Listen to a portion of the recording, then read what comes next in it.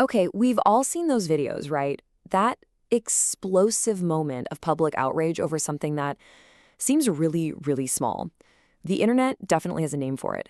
But what if the whole Karen meme isn't just about an entitled person? What if it's actually a window into something much deeper, a kind of fragile identity that we're going to call the brittle ego?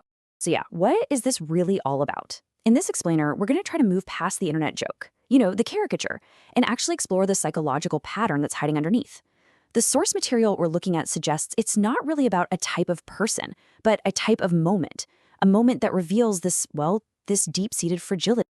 All right, so here's our game plan for this. First, we're going to go beyond the meme. Then we'll get into what exactly the brittle ego is. After that, we'll look at how it reacts to a world uncontrolled. And to wrap it all up, we'll find a new perspective on the whole thing.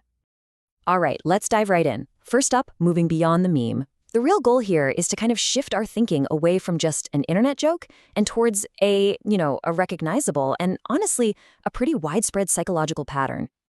And here's the really crucial idea from our source material. It's this. We should probably stop thinking about a Karen and start thinking about a Karen moment. See the difference? It's about a recurring pattern of behavior, something that can happen when a person's core sense of who they are feels, profoundly threatened.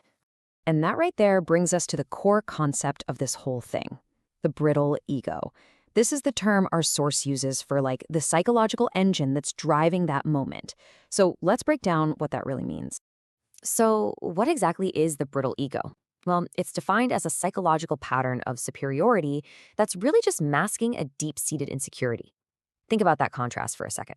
On the surface, you see this big assertion of dominance and control, right?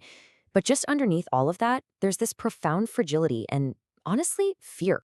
Okay, so how does this actually show up in the real world? Well, our source points to 3 core traits. First, you've got that intense, almost volcanic reaction when the world doesn't just bend to its will. Second, it operates from this kind of zero-sum worldview, where if someone else is winning, it feels like you must be losing. And finally, there's this inability to separate ideas from identity, which means any little disagreement feels like a direct personal attack. Okay, so now let's actually look at the anatomy of that reaction. Let's put it under the microscope. What's the chain of events that takes someone from a simple, everyday trigger to one of those explosive public meltdowns we've all seen online? Well, the source breaks this down into a pretty simple 3-step chain reaction. It's almost like dominoes falling. First, there's a trigger. Something challenges their status or their sense of control. It could be a barista getting an order wrong or a flight attendant just asking them to follow a rule. Step 2, that trigger immediately creates a feeling of threat. And we're not talking about just being annoyed here. This is like an internal panic, where their fragile identity feels like it's completely destabilized. And that leads to step 3, the response. That's when you see that desperate, often aggressive assertion of superiority, all in a frantic attempt to get that feeling of control back. And this comparison really gets to the heart of the matter. For a secure ego, a disagreement is, it's just a different viewpoint. It's new information to consider. But for the brittle ego, that exact same disagreement is felt as a personal attack on their very worth. So the conversation stops being about the actual issue, and suddenly it's about survival. So, okay, we've defined the pattern, we've analyzed the reaction, but so what? Why does any of this actually matter? What's the real value in looking at these kinds of public conflicts through this new psychological lens? This quote from our source material it's really something. Viewing equality as oppression. Just let that sink in for a minute. If your identity is built on a foundation of feeling superior, then a world that's moving towards equality doesn't feel like progress, does it? It feels like an attack. It feels like something absolutely essential is being stolen from you. That one little phrase helps explain so much of the cultural tension we see all around us. Now, and this is really important, let's be super clear about something. This framework, it's not an excuse for harmful behavior at all.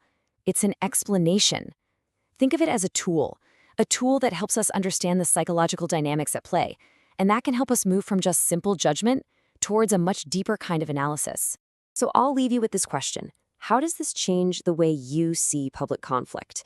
Because the next time you see someone reacting with that kind of intense anger to a seemingly minor issue, maybe you'll see more than just a meme. You might just see a fragile identity, absolutely terrified of losing control.